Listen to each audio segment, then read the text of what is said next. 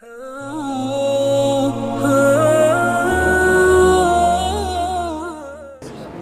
बताइए, कभी आपने सोचा था कि लॉकडाउन में भी ऐसे अज़ादारी होगी?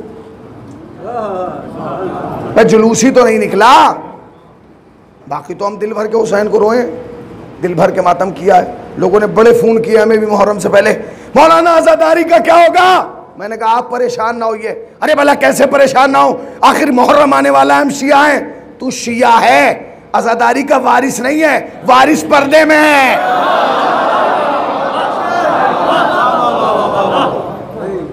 वारिस वो है, आप खादिम हैं, आप नौकर हैं, आप वही करेंगे जो वो चाहेंगे।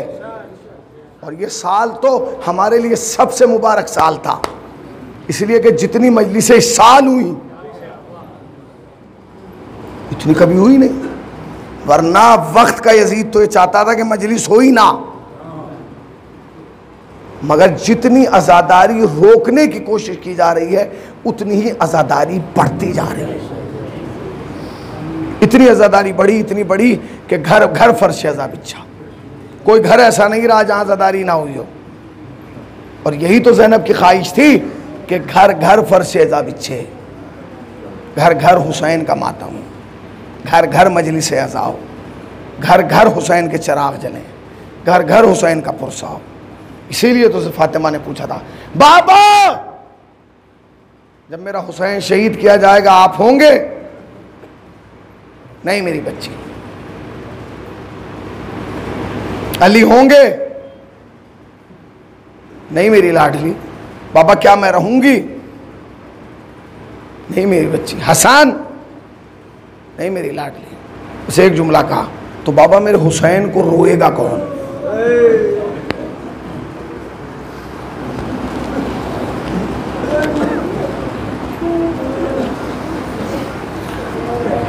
अपनी अजमत को समझिए। अब जो रसूलुल्लाह ने जुमला कहा उसका नतीजा आप हैं। सैयदा खुदा एक कौम पैदा करेगा,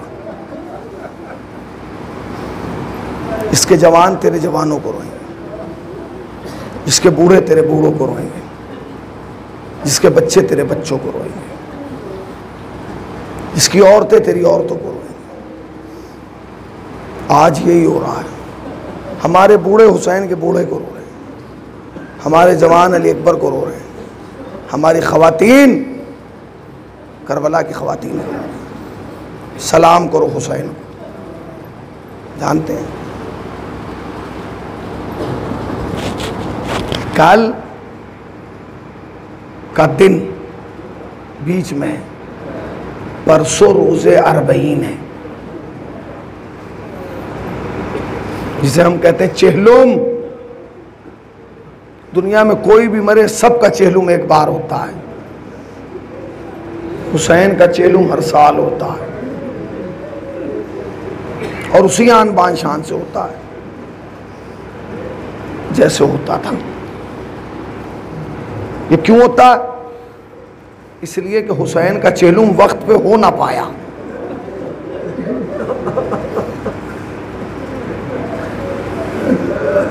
हुसैन का चेहलुम वक्त पर हो नहीं पाया। जिस वक्त इमाम सज्जाद कैद खाने में थे ना, कैद खाने में एक पिंजरा था, एक जंगला। इमाम सज्जाद वहां के बैठ जाया। एक हिरनी आई, उसने आके चीखना शुरू कर दिया। इमाम ने उससे बातें की। उसके बाद एक यहूदी आया, इमाम ने उससे कहा कि हिरनी को ना पकड़। कहा मैं तो पकड़ूंगा। इमाम ने कहा ना इसको ना पकड़, आज़ाद कर दे। कहा क्यों, ये क्यों चीख रही थी? इमाम ने कहा चीख नहीं रही थी, मुझसे बातें कर रही थी। आपसे कैसे बातें कर रही थी? फरमाया इसलिए क्योंकि मैं रसूल का नवासा हूं। क्या कह रही थी? इमाम ने फरमाया कह रही थी कि मौला मेरी ज़मानत ले लीजिए, मुझे बचा लीजिए कि मुझे ना पकड़े, इसलिए कि पहाड़ के पीछे मेरे दो छोटे छोटे बच्चे हैं, सुबह से भूखे हैं, अगर मैं घर न गई तो मर जाएंगे। उसने कहा आप हैं कौन? इमाम ने कहा कि ये जिसका कलमा पढ़ते हैं ना मुसलमान, मैं उसी मोहम्मद के नवासे का बेटा अली हूं। वो यहूदी उठा, उसने हिरनी को छोड़ा और शाम में एक एक दुकान पे जाके कहा, मुसलमानों तुम्हें क्या हो गया? मोहम्मद का नवासा कैद में है और तुम अपनी जिंदगी में मसरूफ हो। आखिर में यह हुआ कि उसने शाम के बाजार में मजमा लगा लिया। यजीद को खबर हुई कि एक यहूदी जो है वो इमाम की मोहब्बत में से ऐलान कर रहा है। यजीद ने ऐलान किया, जाओ और जाके उसकी गर्दन तन से जुदा कर दो। सिपाही आए, गए, उसकी गर्दन जुदा की और ले जाके जंगल में गाड़ दिया। उसकी बीवी और बेटी दिन भर इंतजार करती रही। बाद में बाजार में आई, लोगों ने बताया कि तेरे शौहर ने यहाँ खड़े होके ये जो बागी लोग आए ना, इनकी तरफदारी में कुछ कहा था। ऐसे यजीद ने कत्ल करा दिया। सुनेंगे, वो उसी जंगले पे आई और उसने आके कहा कि ऐ शख्स, हमारा एक ही सहारा था, उसके अलावा कोई नहीं था, तुमने वो भी छीन लिया। भाई इमाम सर झुका के बैठ गए, इशारा किया, जिंदान का दरवाज़ा खुला, इमाम बाहर निकले, फरमाया मेरे पीछे पीछे आओ। आगे आगे इमाम, पीछे पीछे वो ज़ौजा और उसकी बेटी। उस जगह पहुंचे जहां कब्र बनी थी। इशारा किया, कब्र में शिगाफ आया, हुक्म दिया, वो उठा। इमाम ने कहा घर चला जा। जब वो घर जाने लगे ना तो इमाम ने एक जुमला कहा, उसकी ज़ौजा से कहा, सुन, हम कभी किसी का सहारा छीनते नहीं हैं।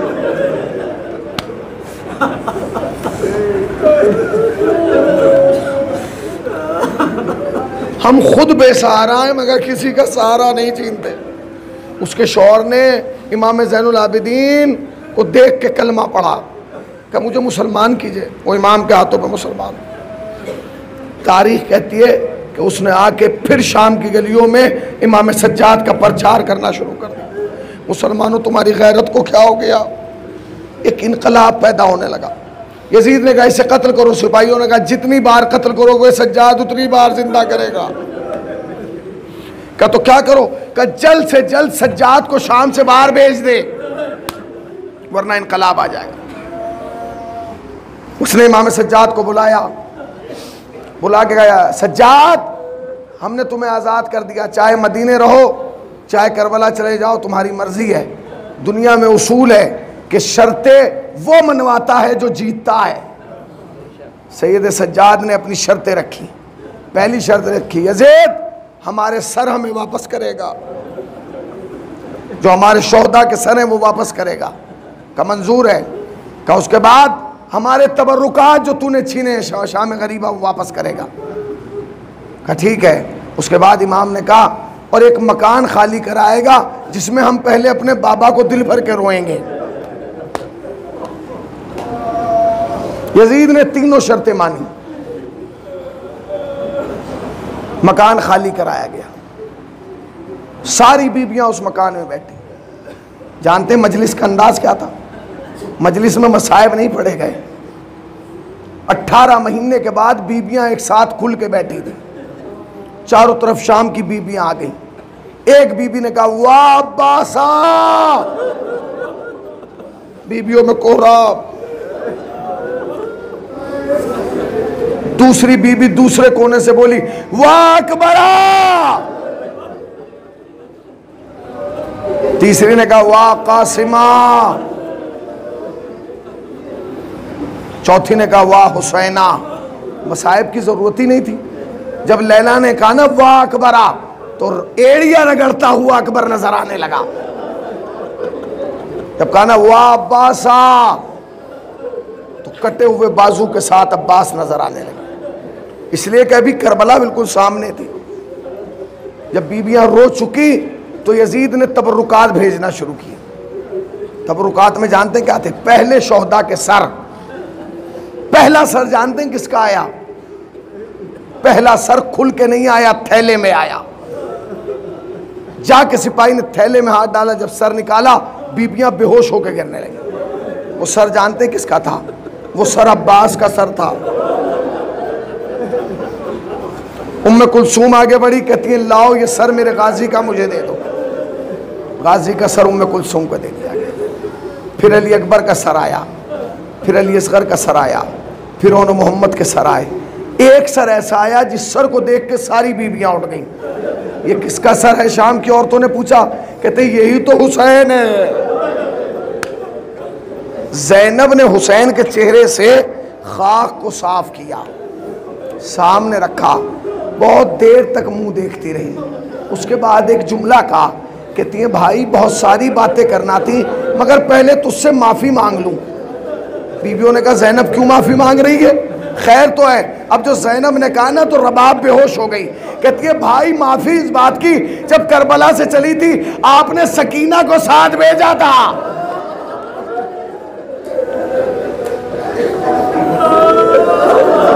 भैया सकीना हमें छोड़ गई है। सर के बाद तबर्रुकात आना शुरू हुए, जले हुए झूले की लकड़ियां, एक तश्त में रखी हुई चादरें, और चादरों पे, हर चादर पे जिसकी चादर थी उसका नाम लिखा था।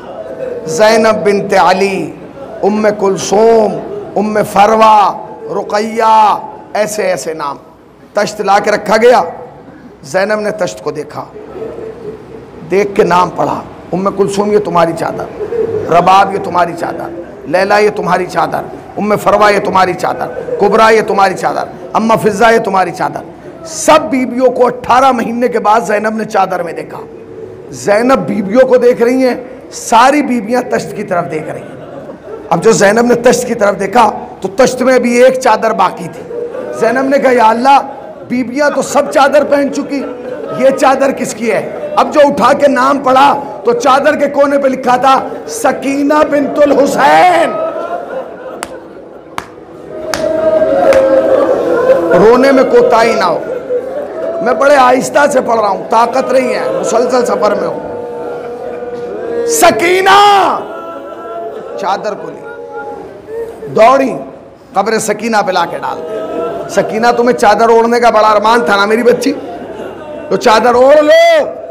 पूरी रात आले मोहम्मद ने शाम में मातम किया। सुबह का वक्त हुआ, सैयद सज्जाद ने कहा फूफी अम्मा हमारियाँ तैयार हो गई हैं, तमाम बीबियों को कहिए कि हमारी में बैठ जाएं। जनाब ज़ैनब ने कहा सज्जाद मैं तुमसे एक बात कहना चाहती हूँ, सुनोगे? कहाँ फूफी अम्मा बताइए। कहते मैं सुबह से देख रही हूँ सब बीबियाँ हैं, रबाब नजर नहीं आती, कहाँ चली गई? शाम में तो रबाब को कोई जानने वाला भी नहीं। सज्जाद ने कहा अम्मा मैं जानता हूँ कहाँ होंगी। कहा चलो मेरे साथ। आगे आगे सज्जाद, पीछे पीछे जनाब ज़ैनब कैद खाने के उस कोने में पहुंची जहाँ छोटी सी कब्र थी। अब जो जाके देखा तो जैसे माँ बच्ची को आगोश में लेती है, ऐसे रबाब ने कब्र सकीना को आगोश में लिया और कह रही सकीना तुम पूछती थी ना परिंदे कहाँ जा रहे हैं, हम कहते थे घर, आप कहती थी अम्मा हम घर कब जाएंगे, आज हम घर जा रहे हैं, क्या तुम घर ना चलोगी? सज्जाद ने जाके बाजुओं को पकड़ा, अम्मा काफिला तैयार है। कहा मेरे लाल ऐसे नहीं जाऊंगी, पहले शाम की बीबियों को बुला ले। शाम की बीबियों को बुलाया गया।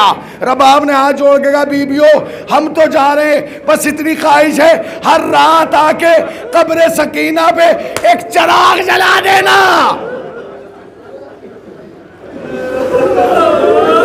मेरी बच्ची को अंधेरे से बहुत डर लगता है, मौला आपको कोई गम ना दे सिवाय गम सरकार। काफिला चला एक मदीने की तरफ, एक करबला की तरफ।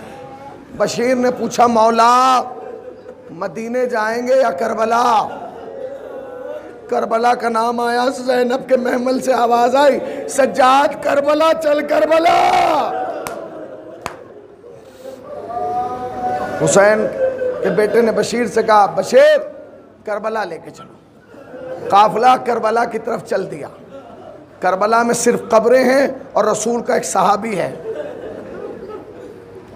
जो नाबीना है, जाबिर। और जाबिर का एक ग़ुलाम है। जाबिर ने अपने ग़ुलाम से कहा, ये बता करबला के हालात क्या हैं, क्योंकि आंखों से नज़र नहीं आता। कहता आका सिर्फ कब्रें हैं। कहता तो मुझे हुसैन की कब्र पे लेके चल। कहता आका पता कैसे चलेगा कि हुसैन की कब्र कौन सी? तो जाबिर ने बीच में खड़े होकर एक आवाज़ बुलंद की, मौला जब भी मैं आता था बाहें फैला के मुझे बुलाते थे, मौला क्या आज ना बुलाएंगे? आवाज़ आई, बशीर मेरी कब्र की तरफ आ जा। बशीर आए, कब्र हुसैन के पहले मुजाविर का नाम बशीर है, जाबिर है। आए कब्र हुसैन पे बैठ गए। अभी गिरिया कर ही रहे थे कि कब्र हुसैन से आवाज़ आई, जाबिर मेरी कब्र से उठ के बाहर चला जा, मेरी कब्र से बाहर चला जा। उसने कहा मौला कोई ख़ता हो गई? बाप जो कब्र से आवाज़ आई वो अजीब थी। हुसैन की कब्र से आवाज़ आई, जाबिर ख़ता नहीं, बरसों के बाद ज़ैनब आ रही है। सुन लिया आपने मसाइल? 2 मिनट और मजलिस रहमत तमाम। ज़ैनब आ रही है, ज़ैनब, ज़ैनब आ रही। और कौन है? कहा मेरा बेटा सज्जाद है। जाबिर ने गुलाम को बुलाया, बुला के कहा सुन मेरा मौला साथ आ रहा है, मुझे मौला से मिलवा। उसने कहा मैं नाम नहीं जानता, बताओ कैसी कैफियत होगी? फरमाया 23-24 साल का जवान है, दाढ़ी सियाह है, बाल सियाह हैं, चेहरे पे झुर्री नहीं है, कमर सीधी है। उसने कहा इस लश्कर में कोई ऐसा है ही नहीं। हाँ एक बूढ़ा है। बस बूढ़े का नाम सुना, कहा उसी से पूछ के सज्जाद कहाँ है। सिपाही आया, उसने कहा हुजूर मेरा मौला, मेरा आका जिसका मैं गुलाम हूँ, वो ये पूछ रहा है कि ये बताएं सज्जाद कौन है। इमाम ने आहिस्ता से कहा मैं ही सज्जाद हूँ। कहा पर आप तो जवान थे। अरे इमाम ने अजीब जवाब दिया, फरमाया बीबियों की बेरिदाई ने ज़ईफ कर दिया। बशीर जाबिर निकल जा, हुदूद करबला से निकल जा। चला गया जाबिर, निकल गया। ज़ैनब ऊँट से उतरी, पहला जुमला का सज्जाद मुझे हुसैन की कब्र पे लेके चल। हुसैन की कब्र पे जाके गिरिया किया, दिल भर के रोई। जब रो चुकी ना, उसके बाद कहती हैं कि मुझे अब्बास की कब्र पे लेके चलो। मजलिस तमाम हो गई, मुझे अब्बास की कब्र पे लेके चलो। एक ही जुमला है, उसी पे आपको रोना है। सज्जाद ने कहा फूफी अम्मा आप बर्दाश्त नहीं कर पाएंगे। कहती सज्जाद ये तू कह रहा? मैंने दरबार बर्दाश्त किए, मैंने बाजार बर्दाश्त की, मैंने सब कुछ बर्दाश्त किया। सज्जाद ने कहा चलिए फूफी अम्मा। ज़ैनब आगे आगे, सारी बीबियां पीछे पीछे। अभी कब्र अब्बास आई नहीं, ज़ैनब रुकी, पलटी और बीबियों से कहा बीबियों मेरी तुमसे हाथ जोड़ के गुजारिश है, कब्र अब्बास पर सारे बयान करना, मगर कोई ये ना कहना कि शाम गरीबा सकीना के तमाचे लगे थे, कोई ये ना कहना सकीना के गोशवारे चिरे थे, कोई ये भी ना कहना कि बच्ची जिंदान में मर गई।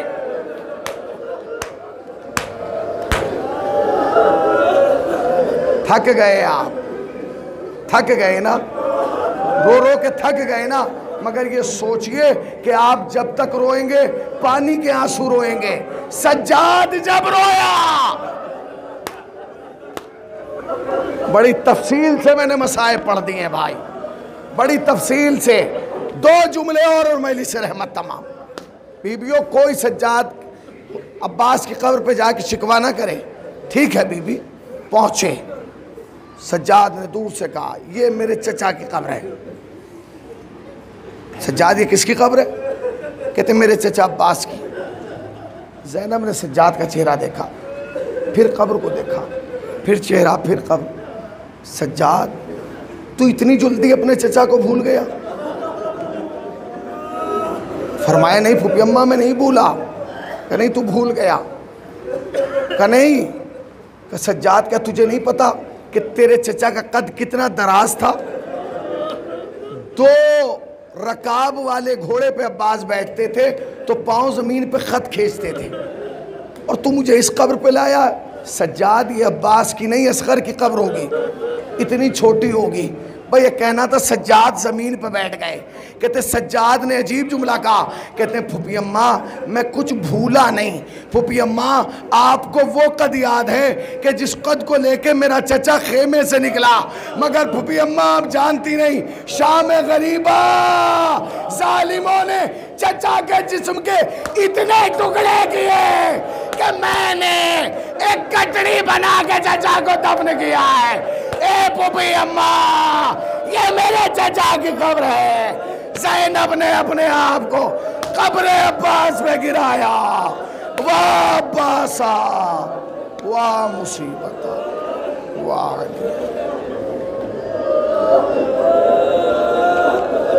सयालम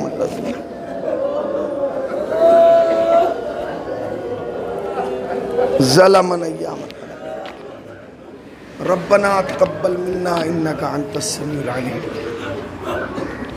परवरदिगारा तुझे वास्ता मोहम्मद आले मोहम्मद का मुख्तसर और कलील सी बात कबूल फरमा, सबब निजात तो शाय आखिरत करार दे।